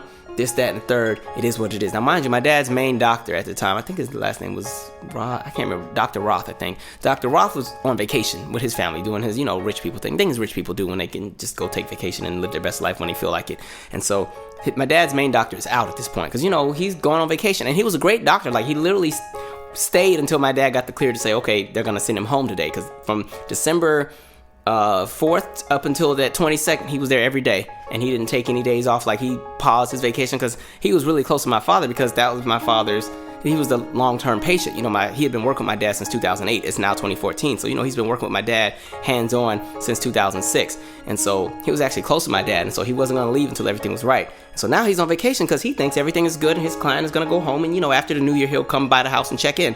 And the nurse decides, while my mom is in the cafeteria getting food, to give the stuff to my dad anyway. And so, whatever she gave him, I don't remember what it was, it just made my dad's body just go into this crazy reaction. And his heart rate just skyrockets to this hypertensive, hyperactive rate. Literally, his heart was beating at 200 beats a minute. And his blood pressure, I think his blood pressure, I don't know what, just know that it just messed up everything. He just went down. Like, everything was just totally off. And so as we were getting there, as I'm walking in, I see them rolling him and rushing him to the ICU. I'm like, what is going on? And and at this time, we don't know what's happening yet. My mom hasn't explained it. We're trying to get up there. They're trying to get the room set up. And I'm like, what is going on? He's supposed to be going home in like an hour. Well, what? And so finally, everything gets explained to us. Me and Cassandra are ready to fight. When I tell you we were gonna find that nurse and lay her out in that parking lot, like, I'm not really a violent person. I don't believe in putting my hands on women or anything like that. But that day, man. And so, it's crazy. We're all in this ICU room, and at the same time, at this point, it's literally like an episode of Grey's Anatomy. You hear all the machines going off and a deep, deep, deep, and a deep, deep, deep. And my dad is on some machine, and he's choking on the machine because the machine is trying to breathe for him, but he can still breathe on his own. And so he's naturally fighting the machine, so it's making him choke because he's trying to breathe on his own, and the doctors are telling him, let the machine breathe for you. And he's, what? No, because it was almost like a life support thing, but it wasn't life support. I don't know what it was. And so he's on the machine choking and everything like that. And the other doctor is coming in like, okay, Dr. Roth is on the way, because Dr. Roth, wherever he was at, wasn't too far on vacation, so I guess he was on the way. And they're trying to get, everything stabilized, but nothing is helping him to stabilize. And I think at that point, it was too much for his body. He had just switched from Remodulin, his main medicine that he had been taking for the last 3 or 4 years, and now he's trying the new medication. I think he had just finished the chemo from the cancer, because they had him doing the chemo pills that you take by the hand, that's interesting too, because I didn't even know you can't even physically touch the pills because they're that toxic, or they're that there's that much radiation or whatever's in it. And he just finished doing that, and there's other things that they had been giving him, and so whatever that nurse gave him just sent him over the edge. And so eventually Dr. Roth gets there, and I think he had been on the phone with all of my dad's team and everything like that while he was en route. And he's giving him all these different ideas and tasks to do, and this is what you probably should give him while I'm on the way. And so they're still trying to stabilize him, and I mean, his heart rate, everything is just hypertensive, and it's really dangerous where he literally could just flatline in a second. And so the conversation is going from life or death to pretty much just death. And so it's getting to that point where they're starting to prepare for a possible, sad outcome. And so they're pretty much telling us, hey, we're not sure what's really about to happen. And they start asking that question, do you want us to give him something to make him more comfortable? And we all know what that line means. That line means it's a wrap. So listen, let them be at peace while they go. And I'm sitting here like, is this really happening? Because literally he was going home 2 hours ago. What? And so again, that same mindset I had when I first was flying out there and I didn't pack a suit. I'm like, I'm not coming home for a funeral. He's not dying today. So y'all need to figure this out now, because he was fine. And so I'm in a totally different headspace than everybody else. At this point, Cassandra is starting to cry. My brother is in the corner having a meltdown. My mom is trying to be strong, but them tears are flowing. And I mean, they brought in the chaplain to come and talk to us. The lady done came to me with some little spiritual book. I'm like, get away from me. Move away. We're not doing this right now. And the reason why was because my dad was still alert. I'm looking right at him, looking back at me, and I'm like, you guys are telling me he's about to die, and he's looking at me and blinking. And so when they asked the whole thing about him being comfortable, my dad even was like, and he couldn't say it because of all of the stuff in his mouth, but he pretty much signaled to them, no, don't give me none of that. And eventually, Dr. Roth goes and talks to him personally, and my dad pretty much tells him, take me off of every medicine that y'all got. Just let my body just sit. Just take me off of everything. And I mean, it was hard for him to say it because there's all the machines and everything. And so literally, Dr. Roth had to ask questions and base it off of head nods and groans and vocal assertions. And that's how he was able to communicate with my dad. And so my dad slips into a coma. They take him off of everything. My dad slips into this coma. And so now everything is starting to stabilize, but he's out. He's just in a coma. And I mean, they're still saying it's not going to be, there's not much we can do right now. We don't know, but you might want to start preparing. And so, I'm calling the relatives. I'm calling my grandpa, which was probably the hardest thing to do, because my grandpa literally done cussed me out on the call because he's like, you guys are supposed to tell me if things got bad. And I'm like, well, I didn't know. He was fine. We were supposed to come home. What you yelling at me for? And so, and really what that is it's an emotional thing, because parents don't want to bury their children. And he and my father had just started building a relationship, because my father didn't meet his dad until he was in his 40s. And so, I'm calling the relatives, and I've called, my mom's side, and I'm the one doing the task of everything, because I'm the only one that's kind of still holding it together, because my brother is going through it. And I remember I was trying to hug him. He didn't want to be bothered. He's not really a crier either, and when he cries, he don't want to be around nobody. Leave me alone. So he's going through his thing. My mom is praying. She's doing a lot of prayer. Cassandra's crying. And then the worst thing is just the sound of the machines. That's what I'll always remember. Just hearing it's just chaos. It's a really scary environment to be in if you're ever in ICU and there's something critical going down, because there's so much. The noise is the most unpleasant thing. And I'm like, this is chaos.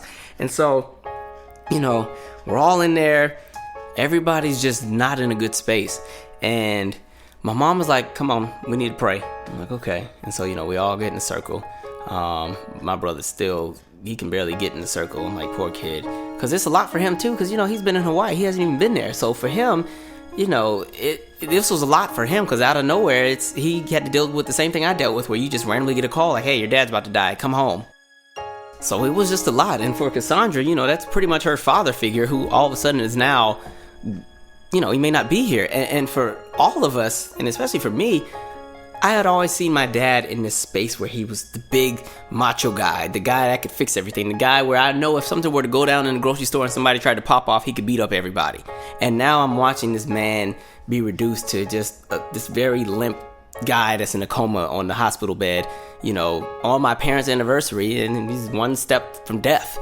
And, so my mom had asked, did I want to do the prayer? And even though I was not crying and I was just really numb, I was just kind of there. It was like I wasn't even there, if it makes any sense. I was in the room, but I wasn't there. My head was somewhere else. And I was like, no, I don't want to do it, because I knew that I'd probably end up having a meltdown in there. And I was like, we all can't be in here. Somebody in here got to hold it together. My mom was the strong one, so she says this really intense prayer. I mean, the chaplain is in there crying. The same lady that was passing us the spiritual book, she in the back crying. I'm like, you supposed to be helping us out. What you in the back crying for? And so... my mom, when I say, she said this prayer, I don't care what your little spiritual relationship is, what it is you believe in, you do you. But I'm going to just say that prayer that she had, there was some conviction in that prayer, and I don't know what it did. But God, that's the strongest thing I've ever witnessed in my life. I was like, get it, Mom. And so she says this prayer, because look, she praying for her man. She ain't got time for this. Her man ain't about to be dying up in here. And so she says this prayer.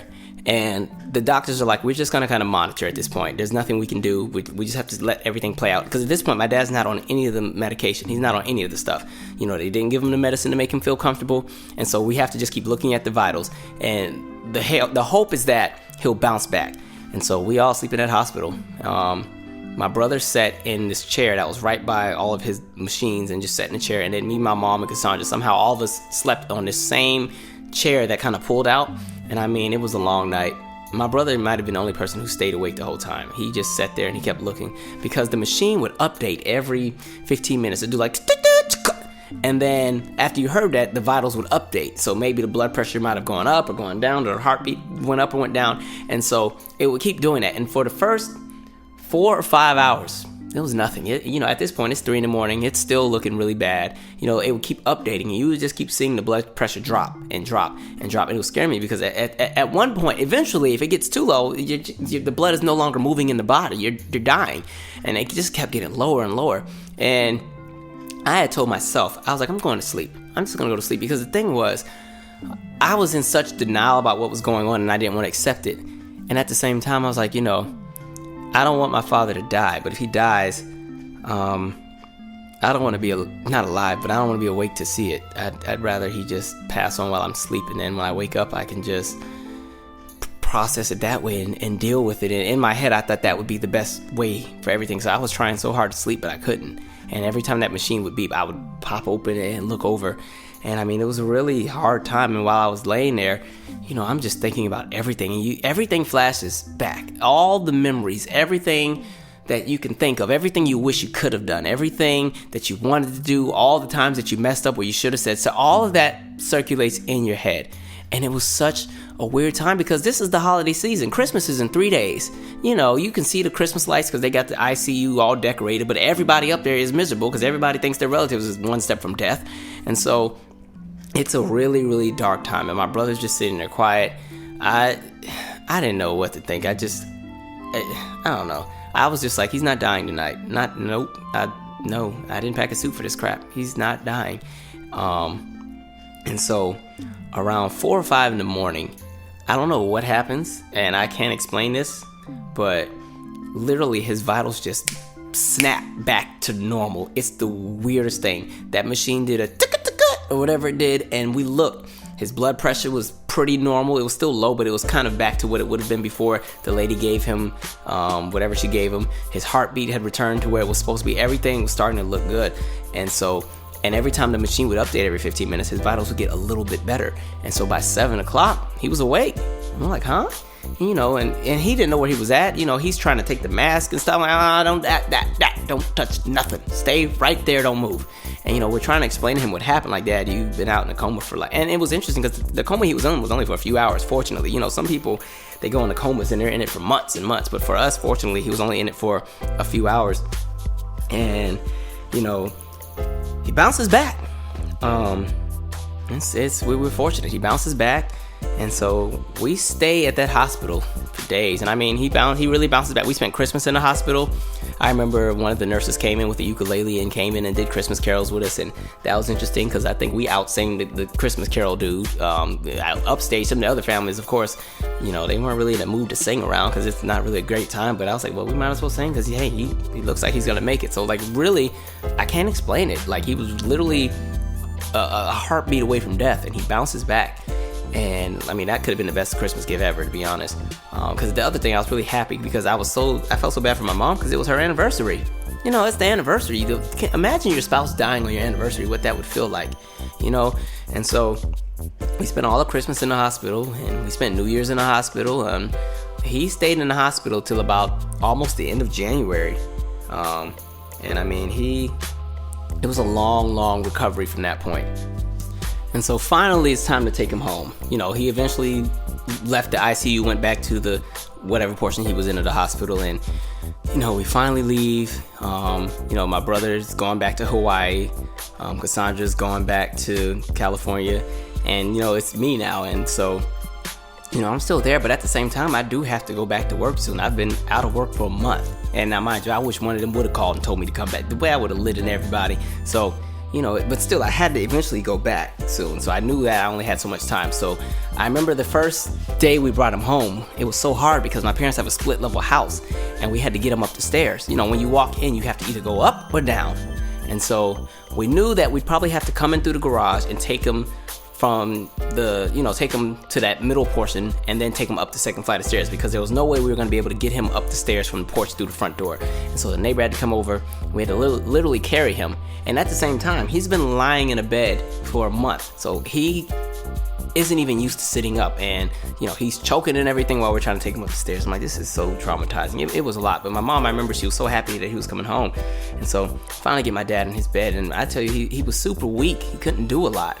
He literally, like, just to lift his arm up and put it down was draining. It was a lot.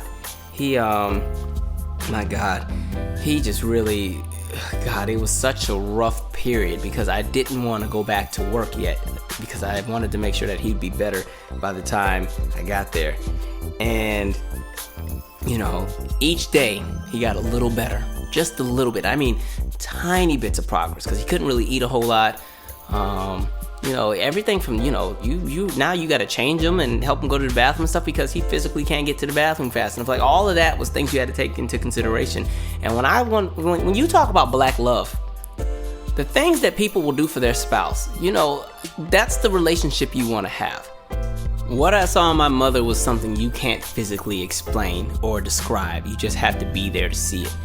And when I talk about black love, or you just talk about love for your spouse, that was the true definition of it. I mean, she was so strong during all of this. Like, it's crazy just what you would do for somebody that you love and what you care, that you care about. And so he got better each day. One of the moments that he and I had where we bonded, I remember, because I can cut hair as well. I listen, when I tell you I find a way to know how to do everything, I will learn any and everything. And so I remember my father's hair had gotten so huge because my father has a really similar hair texture to mine, only his is more defined. And so he pretty much had a huge afro by the time we left, and the back had turned into pretty much locks because he'd been laying down the whole time. And so I'm trying to cut through all this with the clippers. He cussing me out because I'm taking too long. And so I'm like, okay, good, he's getting back to normal. This is what I like to hear. If I'm getting cussed out, that means things are going back to how they should be. Good. And so I stay a few more days, and then eventually I have to go back. And so he and I have a conversation because I don't feel good about leaving. I really don't. I feel horrible that I have to go back to this job. And some people would say, well, why didn't you just quit and stay home? But at the same time, my mother and my father, like, you have to go still do what it is that you need to do to be who you want to be. He's gonna be fine. I'll be fine. At this point, he's home. And towards the end, when we when it was time for me to leave, he was walking a little bit again, very slowly. He could walk to the kitchen and get a snack. So he was much better than when we brought him from the hospital. He was functioning. He could do stuff at this point.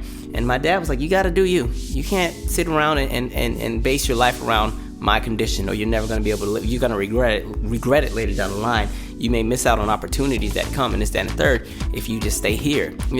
What happens is going to happen whether you're here or not. And, as long as you're in communication and you keep up and everything, you have nothing to worry about. And so, I go back. And it was hard. I didn't want to go back. I felt bad. I remember the last night, because he couldn't physically drive me to the airport, and my mom does not like driving. So I remember they had like a little car service pick me up. And I remember, you give that last hug. So I gave him that hug before I left, and that was the last time I physically saw him. That was the last time I could touch him or, smell whatever he had in his hair or, anything like that. And I mean, my dad was so skinny at the time. He had lost so much weight because even in the hospital, he was probably my size. And, I'm like 5'7", 5'8", maybe 130 pounds. Like, he was like the same build as me, maybe a little bit bigger, but he's 6 feet tall. So, he was so frail and so small. And I mean, he was gaining some of his weight back, but it was a lot. And I mean, that time that I was home, I enjoyed because we got to kind of laugh and watch stuff. And, I think Empire had just came out. So we were really big on watching Empire at the time. So we were watching that, and, it was some good time to bond. And so I was kind of sad about leaving. To be honest, I felt exactly how I felt back in 2008 when I was leaving that Starbucks to get on the plane. It was literally that same feeling. Like, I don't know, something felt off. And so, it's 2015 at this point, and, the year progresses, and, my dad is getting better. We're talking every day, and my mom was like, yeah, he's gaining weight. He's probably gained about 30 pounds back. And at this point, my dad is, on his feet again. He's doing stuff. He's going to church. He's cooking. He has people coming over. I remember the 4th of July, they had a really big party at the house. He was so happy that day. They had a really big party. He couldn't really do a whole lot of walking and going up and down the stairs, so he kind of just sat on the balcony. But he was just happy that everybody came to the house. Huge party. Everything like that. A lot of his friends had flew in to visit. He just, it was a really great time, everything like that. And so I remember I had been talking to him maybe shortly before the 4th of July, and he kept saying like he felt like he was underwater. And I was like, Dad, you might have pneumonia. You might need to call and get that checked out. And so he gets that checked out, and yeah, he has pneumonia, or he has walking pneumonia. Fortunately, it wasn't too bad. They were able to treat it, and so he's back home. Everything is good. And then July 11th happens. And it was an interesting day because, hey, it's 7-Eleven. It was literally a perfect day. I remember he and I had talked, and it's funny, the last conversation we ever had was about Donald Trump and why I didn't think we would have to worry about him being the president. I was like, no, Dad, this is great. I don't think America's that stupid to put him in. We should be okay. Like, literally, I'm like, Donald Trump, you took the last moments I had with my father. What the hell? And so, we had that conversation. I remember my friend Whitney had came over. Her turning signal light had went out, and I remember I had fixed the light on her Jeep. We went on YouTube and was trying to figure out how to put the bulb in, and we fixed the light. We went to the 7-Eleven because it was free Slurpee day. Of course, where I live, we ain't got no free cups over here. So there was no free Slurpees at 7-Eleven. I think we went to brunch. I came home, and it's the most interesting thing. That day, I was working on a YouTube video, and I was specifically doing a video about what it's like to take care of your parents when they're sick as a young adult. And so I kept trying to do the video, and I couldn't get it how I wanted it to be. Like, the thing is, when people watch my YouTube stuff, they're like, oh, these are so good, you're so good. I'm like, listen, if you only knew the behind the scenes, how many takes I do, because I have kind of like a perfectionist mindset, and I need everything to be exactly how I want it. So sometimes there's some videos that just never came out because I'm like, F it, it's not coming out. Or there's some videos that take multiple attempts before they come out how I want them to come out. And so that night, I just could not get it right. And I'm like, what is going, like, I was having such a hard time explaining because I was literally trying to explain the same story I just explained about the hospital and all that other stuff. And so I'm like, you know what, I'm gonna do this tomorrow. It's just not the time.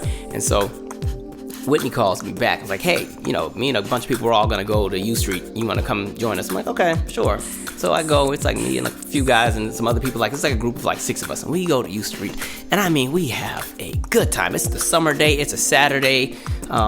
It was this Ethiopian spot that we were at. It was like literally some little bar or something. And I mean, Fetty Wap's album had just came out, and of course that was what was really being played on the airways. I mean, we had such a good time. The music was so good. We're feeling good. Everybody's laughing. It was just a really, really great time. It was literally like one of those movies where everything's good and then all of a sudden everything just crashes down. It was that exact same scenario. It was such a good night. I had already talked to my mom, that day as well. Everything's good. All is well. Let's turn up. And so my brother calls.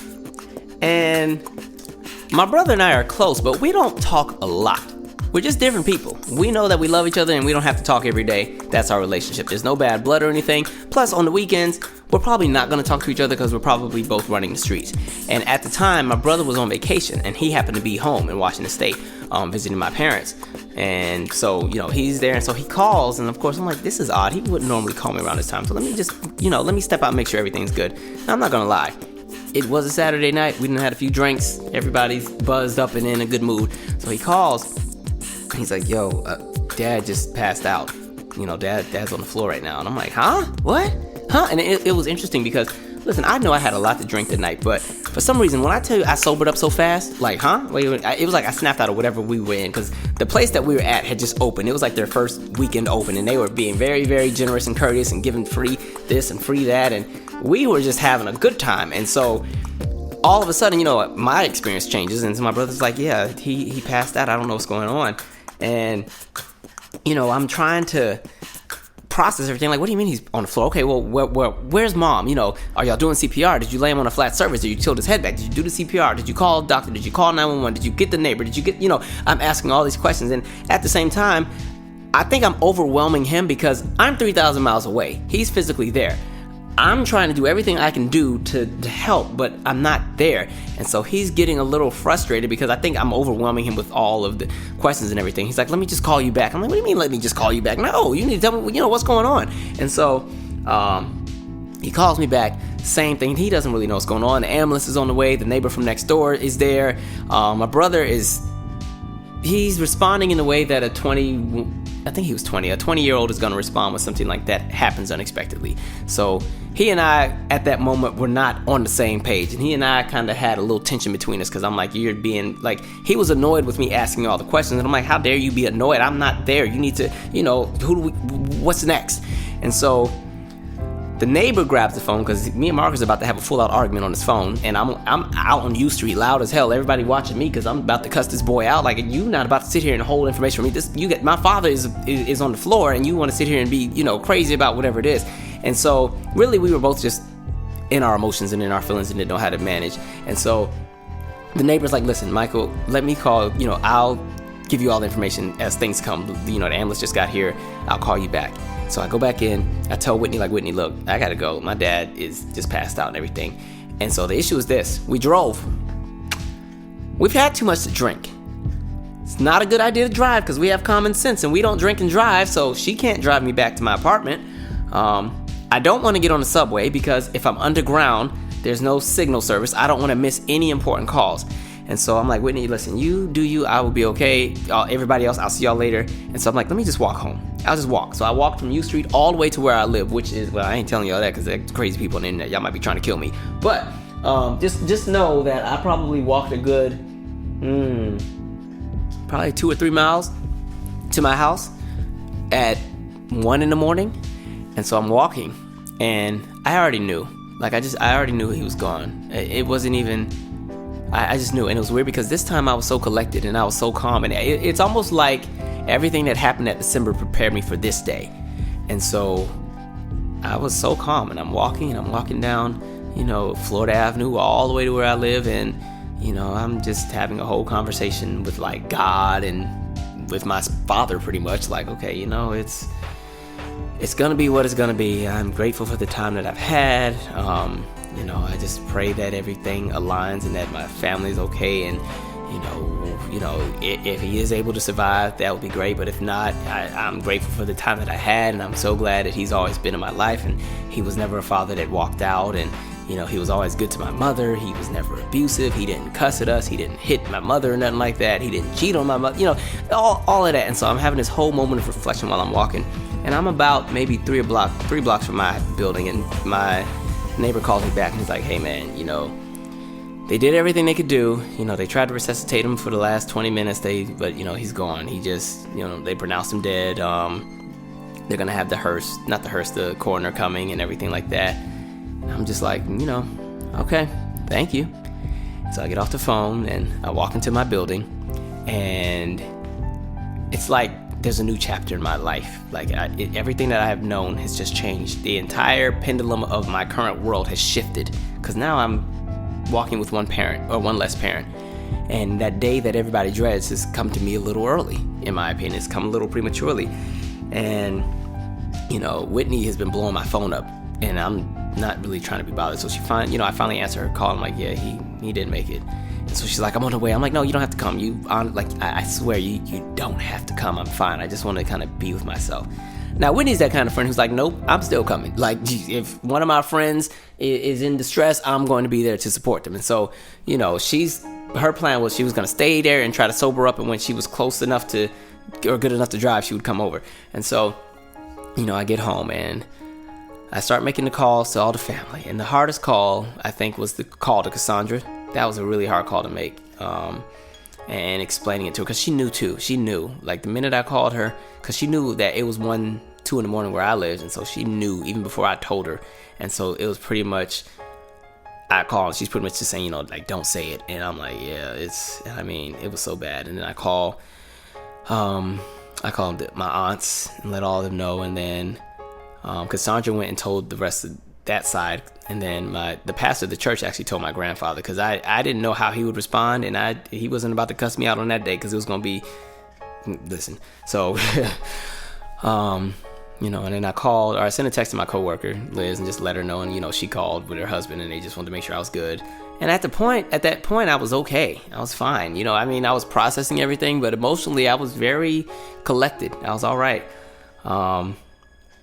And what else happened? I remember I wrote this really long post, because I was like, you know what? I'd rather just, put everything out there and just announce it. I'm assuming everybody's asleep. They'll see it in the morning. I can go to sleep. I don't got to worry about nobody blowing my phone up right now. So I make this long Facebook post, just, saying, okay, yeah, everybody, he's no longer here, this, that, and the third. And so I'm just there, and it's weird. I'm not crying. I'm not sad. I'm just very blank. It's the weirdest thing. And so, Whitney finally gets there. It's like 4:00 in the morning. It's so funny, because that same night she done broke up with her boyfriend, so she cussing him out in the hallway on the phone. And I'm like, good. It's funny how things happen. Like, other people would be like, what the hell? But moments like that make me laugh, because the feeling of normalcy is what I always strive for. So that is just like her. So that, it just made me laugh. It was the most hilarious thing, because she was out there cussing him out in that hallway on the phone, and he has the same name as me. And so I'm like, I'm sure all my neighbors thought that Whitney was like my crazy girlfriend cussing me out, and we about to come to blows in the hallway. And so Whitney came, she stayed the night, she made sure I was good. When I woke up, it was like 4 more people in my house. It was like my friend Nick, which is my friend Tanae's husband, was there, and like Whitney was there, and some other people came. And they had cooked breakfast. That's how you know when your friends are good. Like, they cooked breakfast. They were trying to, pretty much, they know the kind of person I am. They know that I don't like to sit around and mope. So they were trying to make me laugh and, be in a happy place. So we watched Bad Grandpa. And it was a good time. It was a good moment. It definitely helped the process for that moment. And then one of my childhood friends that I fell out with, they got word, and so they called to check in on me, and which was interesting. We really were not on good terms when they called, but things like that, you humble down, and when you still care about people, you'll do what it is that you need to do to make sure that everything is aligned the way it should be. And so for the next 2 days, I was okay. I didn't cry. I wasn't boo-hooing. I was just there. I even went to work that Monday. Technically it was Sunday by the time he died. On the West Coast, it was still 7-11. For me, it was 7-12. Technically he died on that Sunday. I went to work Monday. I went mainly because we had a grantor person that was coming, that was going to come do some kind of site visit because of one of the grants we had, and I knew that I would need to set up everything for my team and everybody else from headquarters that would be coming to my center, and I just wanted everything to be right. And again, I'm somebody who distracts pain and things like that through work. I work through things when things are really sad. I like I said, I like that feeling of normalcy. I try to get back to normal as fast as possible. So I went to the center. I did all this paperwork, and I tried to distract myself from what was going on. In my head, my dad wasn't dead. It was just he was a phone call away. I could call. And Liz is like, "Are you sure you're good?" I'm like, "I'm good." At this point, it's July. The kids are in summer camp, so she's like, "Listen, I'm gonna take the kids on a field trip that day. You just do what you need to do." And my boss comes to visit, and she and I have this long talk because she's very spiritual and she wanted to pray and everything like that. And then this time I'm going home and I'm actually packing a suit. So I packed the suit. I'm like, dang, there's no way to wish out of this one. It is what it is. So I go home, and the first thing we got to do is put the funeral together, which was very hard. Me, my mom, and my brother were at the funeral home, and my mom had already asked me to do her a favor. She was like, "Listen, if we get in there and they start asking questions and I can't hold it together, I need you to be the person to make all the decisions." And so I'm like, okay. And as soon as we got in there and they asked my mom my husband's date of birth, I was like, "Oh, we lost her. So now I got to, pretty much take over from here," which is hard. You don't want to see your mom sad, and you don't want to see your mom crying, because pain is not something you enjoy watching other people go through. I'm a very empathetic person, and it took me years to learn the art of empathy, because I used to not be like that. I used to be like, wow, sucks for them. But, over the years, I've learned what it's like to walk in somebody else's shoes. And at that time, I was just thinking of everything that was going on with her. And even if I rewind and go back to the first conversation we had after everything happened, I called her, after I woke up that night that he died. Like, when I woke up the next day, I called her. And when I tell you, that was one of the hardest conversations, and it was very short. Actually, no, it wasn't that short. When I called her, she just sounded so defeated, and she explained to me how he died and how literally they were watching TV. That day he drove for the first time. He and my brother went to the car dealership to go do something. They went and they drove. It was a normal day, and my mom and dad, they had watched Celebrity Family Feud, and it was the episode with the Braxtons on it. They had watched that. And then my mom was tired, so she was saying, I'm going to go to bed. And I remember my dad was like, "You don't want to stay and, watch one more movie or anything?" And so she watched the movie with him, and then she went to bed after that. And he's like, "You don't want to stay and watch another one?" She's like, "No, I'm tired." So she went to bed. Then he came to bed, and after that movie, he woke up during the middle of the night, and pretty much died. Pretty much. He woke up in the middle of the night. He tried to go to the bathroom, and he died in the bathroom pretty much. But the good thing, my mom had just happened to go in there because he was in there for a really long time, and so she went in there to see if he was okay. And when she came, he was sweating, and he was his head was against the wall, and he's like, I don't feel right. And she's like, "Okay, I'm gonna call the hospital." And then before it could even get to that, she said he called out to Jesus, like, "Yo, help me, what's going on?" And then she said his eyes just got really big, he kind of just looked into the sky. And he's like, "Karen, I'm gonna pass out now." That was his way of saying goodbye. And so he kind of leaned his head on the wall, and he died. And so it was a really tough conversation for her to really explain all that to me and everything. But yeah, so going back to the planning the funeral, I had to step in and pretty much help my mom do everything, because it was a lot for her, and I didn't want her to have to struggle. So I pretty much helped with organizing everything. And the funeral home they were so pleasant. I think they're trained to be that way. They talk very softly, and, "Okay, well, we can do that. Okay, is that fine? Let's talk about the color of the casket. Now, you said he was a tranquil spirit. I think we have some tranquil colors that we can use for the casket." That's literally how they talk the whole time. So they kind of keep you in a very peaceful state. They were very, very respectful, very considerate. It helped the process. It really did. And so we had the funeral set up. All of the family starts coming. We had 22 people staying in our house. And we had no space for anybody. My brother decided he was going to sleep in my dad's truck in the garage. My cousin Brandon had flew in from Atlanta. My Aunt Gloria had flew in from Savannah. And so me and Brandon slept on the floor in my mom and dad's room. And then my mom and her sister Gloria slept in the bed together. My dad's sister and her that side came. Cassandra was there. My dad's relatives from his father's side came in, because my dad's mother and father weren't married, 2 separate families, everything like that. So all of them came. It was 20-some people in the house, which was fun. It kind of helped everything, because you like to be around everybody, and a lot of people hadn't met before, so it was a great way for everybody to get introduced. Some of my mom's friends from when we lived in Europe had flew in to come and stay, and it helped to have a lot of people around, because at this point my main priority was my mama. the thing that made it sad, I just kept thinking about how she felt. I wasn't even as sad as I wanted to be. I really just wanted to make sure she was good, because I was like, this poor lady. Because I kept thinking like, man, she's in this big giant house by herself now. And I said this before, like I recently went home last month, and my mom just sold that house and she's moving to Atlanta soon. And I was saying, like, when I went to the house, it was crazy because it was like, even all the furniture and stuff was out, and it's sold to a new family, they've already moved in, but at that time it was like you could still hear the sounds of everything in the house. You could still hear all of the laughter and the arguments, and the time somebody broke the glass, and the time somebody bumped their head on the wall, or the time the neighbor's truck crashed into the computer room while my brother was in it. Like, you could still hear all the memories. And so I just kept worrying about her. And so I didn't go to identify the body. I didn't want to see my father's body because I already had an image of him that I wanted to remember. Even though he was extremely skinny the last time I physically saw him, he still looked like my dad. So I was like, that's what I want. I don't want to see the dead body. So I didn't go identify the body. And then I didn't go to the wake either. And I mean, they had a wake for like the day before the funeral. My brother went to the wake and he stayed the entire time. He sat there from 8 a.m. to 8 p.m. And I don't know if that was his way of dealing with everything, or maybe that was his way of getting peace, but that it was like a movie almost. Like, they said he just sat right by the casket. He was quiet and he just sat there. He wasn't crying or anything. He just sat there doing his like reflection and everything. And me, I was in denial about everything. In my head, my dad was not dead. My dad was around somewhere. He would be coming home real soon. And each day it started sinking in that, yeah, he's really gone.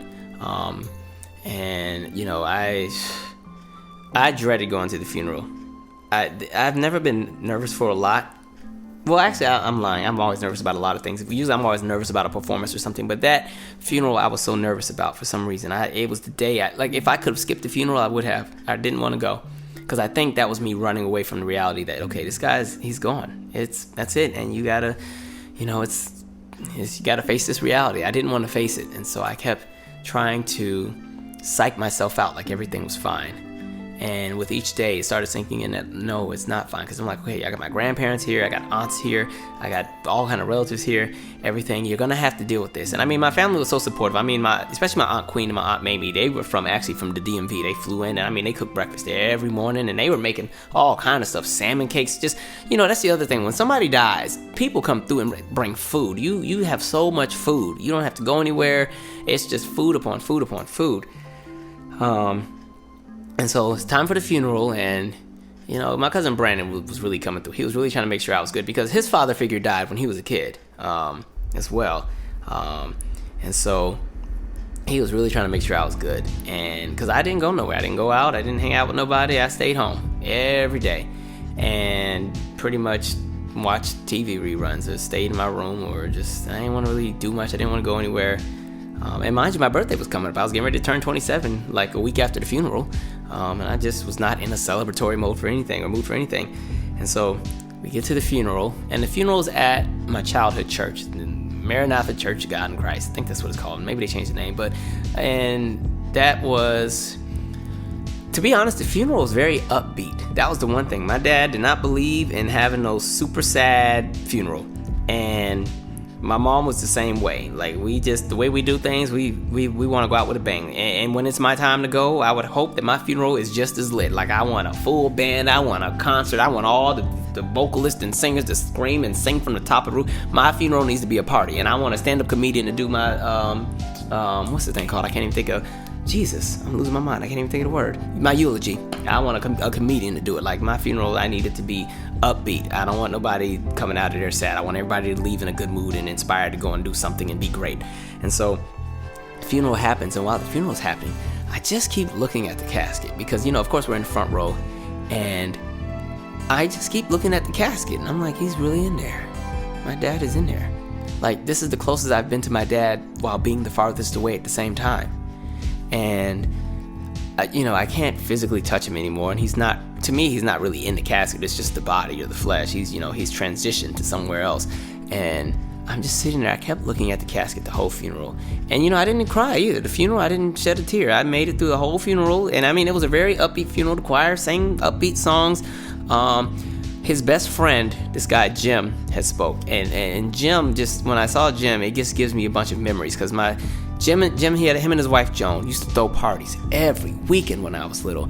And I remember when we were little, we used to go to their house every other weekend. And those would be the best, especially in the summer. It would be so much fun because they would have the music playing.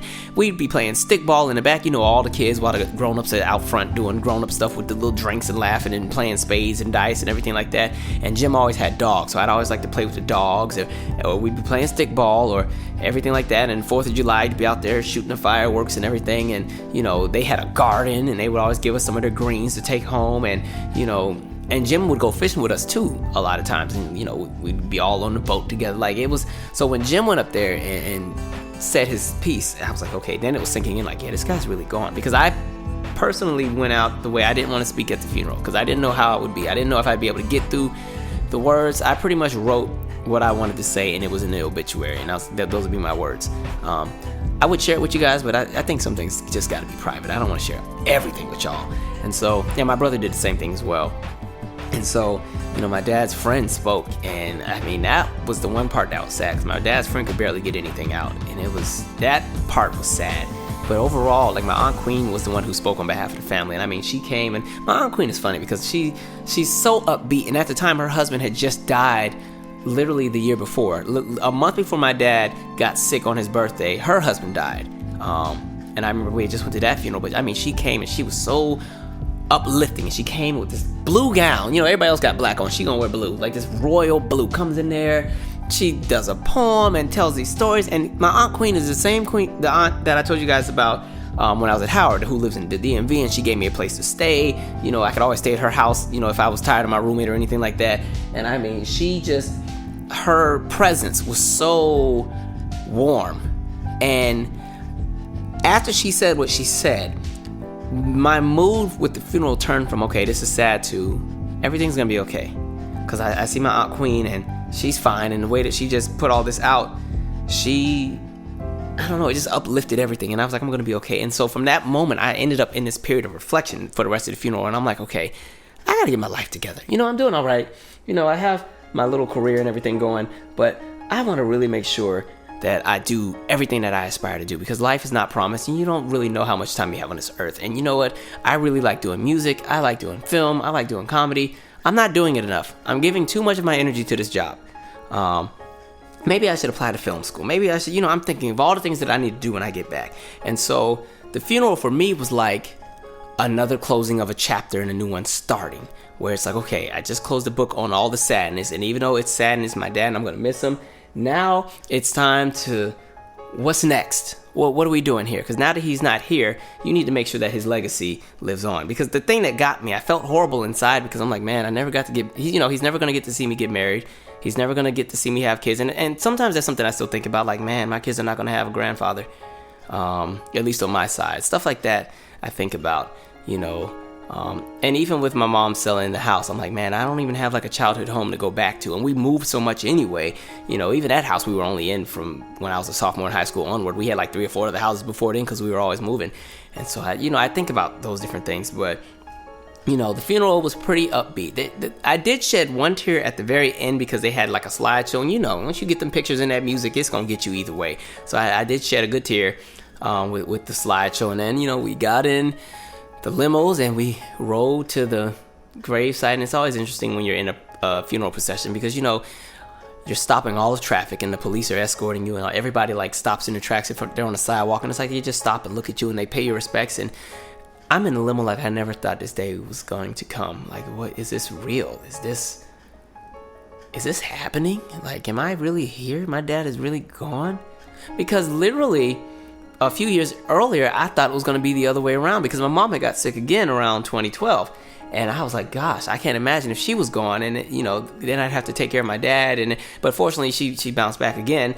And so I just had a lot going on. Like, this is absolutely crazy. Now, are we going to be okay? How's my mom going to be? And, my brother has to go back to Hawaii, and, it was a lot. And so, we get to the gravesite, and that was the hardest part. I didn't cry at that part, but I really wanted to. I wanted to just fall out and lay out on that floor. But I was like, I'm not going to be that one. Because one, the family going to clown on the way back. But two, it's just, no, it's not going to change what's happened. So I sat there, and man, it was hot. they did the military salutes and everything. You know, I'm not really that patriotic, so I was like, okay, y'all can wrap this part up and everything. And then, you know, when they got to that part where the officer comes and takes the knee with the flag, and they're like, on behalf of President Barack Obama in the United States, we thank you for your husband's service to. I was like, Jesus, my dad's really gone. And my mother was so strong that day as well too. You know, my brother, he did the thing where they released the doves, and you know, everybody started going back. And then right before they put the casket in the ground, I remember I went to the casket. I just wanted to touch the casket, just because son told me I just got to touch it. I just got to touch it, just because, you know, this is the closest I'm ever going to be to my dad again, even though I'm so far away, if you get what I'm saying. So I remember I touched the casket. I was good. I was going to walk back to the limo, go home. My cousin Brandon met me at the casket. He started patting my back. I'm like, I'm good. And so we start walking back. I'm like, wait, I got to go back one more time. I didn't get everything I need. So I went back, touched that casket one more time. I like just rubbed the casket, like. And then a different aunt who was on my dad's side from my grandfather's end, who married into the family, she came, and man, she rubbed my back. You know when people rub your back, it just, God. She gave me that pat, that rub on the back. I just lost it for like 10 seconds. And then I randomly caught myself like, wait a minute, nope. I'm not going to be that person. I'm not going to be that one today. I'm fine, guys. I'm fine. And so, get back in the limo. And why did the police stop us on the way back? You know, like, the police stopped us in the middle of the procession. I'm like, because, you know, on the way after the funeral's over, you don't get the police escort back to the house. And so the police then stopped one of the cars. I'm like, you know what? But, you know, today, when we fast forward to 2018, it's still something I'm dealing with. I think I've done okay with it. You know, I have my moments. I find ways to deal with it. You know, I really like to... I'm kind of like a historian. I love to hold on to pictures. I really love music as well. Music always gives me timestamps to better moments in time. And, you know, so I've just found ways to deal with it. And I think when it comes to dealing with death of a close loved one, you have to learn that you never are going to get over it. It's not something you can get over, but you can learn how to manage your emotions. You can learn how to manage how you feel.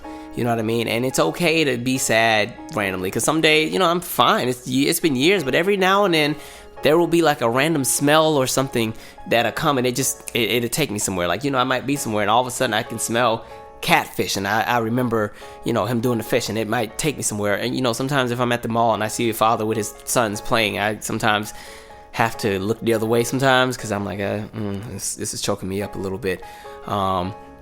You know, it's, you know, there's moments when it kind of comes back and it will hit me. Lately, it's weird.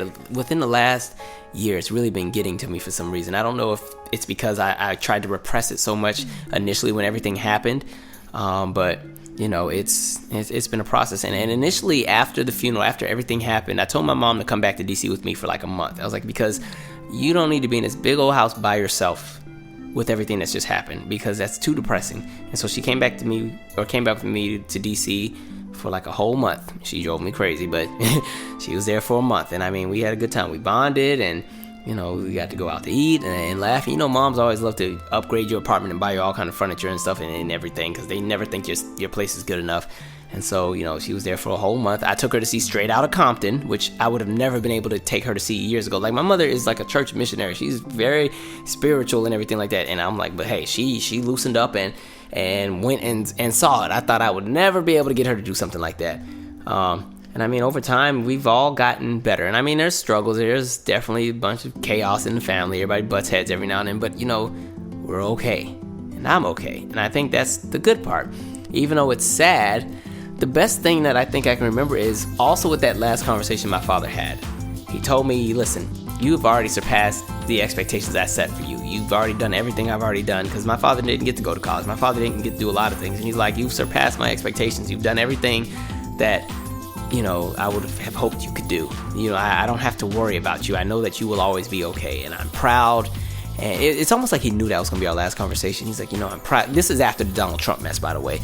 You know, he's like, I'm proud of everything you're doing. You know, you've taken a choice you made a decision to go and work and help other people. You know, that's very commendable. You could have a job that pays you a whole lot better, but, you know, you've chosen to stay where you're at. And, you know, I've never had to come and bail you out of jail. You know, you didn't get any girls pregnant as a teenager. You've done what you need to do, and I'm proud. And so I hold on to that conversation, and I hold on to a few other things that kind of help me deal with everything. I also like to do music. Like, on my upcoming album, there's definitely a song. It's called, right now I have it titled as July 11th. I'm probably going to change it though.